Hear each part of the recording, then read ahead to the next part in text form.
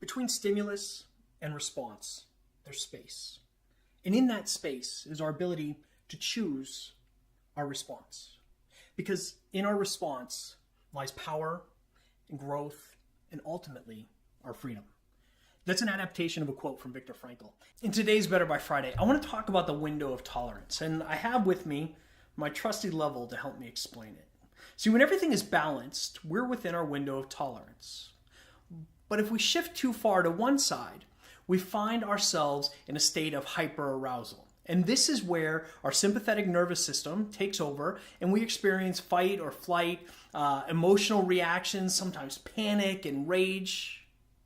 But on the other side, we have a state of hypoarousal. And this is our freeze response, where sometimes we dissociate and detach and become numb. We experience fatigue.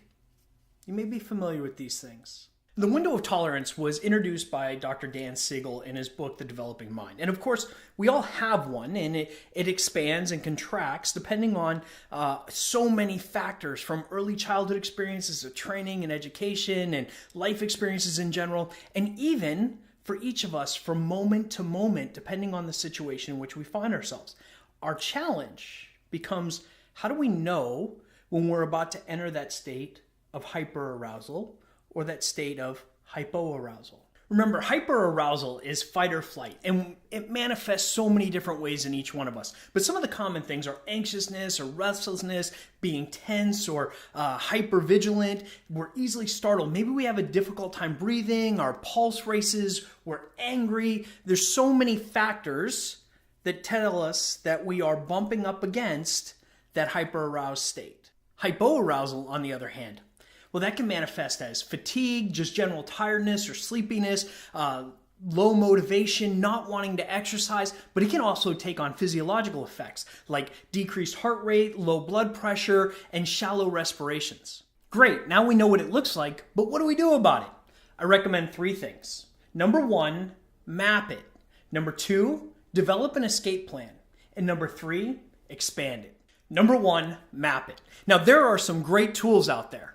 Neurodivergent Insights, PositivePsychology.com, they all recommend pretty much the same things. Figure out what our window is under different conditions, and then what it is that triggers us into either a hyper or hypo aroused state. I'll post links to a couple of different practices in the video description so that you can start doing some mapping, but you gotta figure that out. Number 2, develop an escape plan. You need an escape plan for the hypo-aroused state to upregulate and the hyper-aroused state to downregulate. Okay, first, let's talk about upregulating out of a hypo-aroused state. There's a few different things we can do, and it starts with physical exercise. PT, getting up and moving. Everybody's like, you're a retired first sergeant, that's all you can ever come up with? Yes, but there's also breathing. I talked about that in the 3 breaths.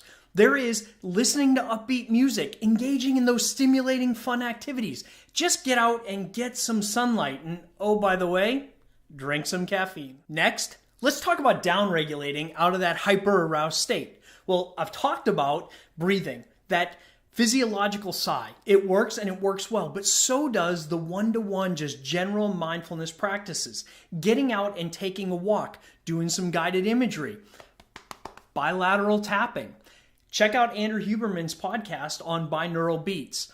There are so many different things we can do, and of course, PT. And number 3, expand it. We all have that window of tolerance, and we know that it contracts and expands depending on the situations where we find ourselves. We've talked about mapping it. We know what it looks like when we bump up against one of those edges. We also have an escape plan to get away.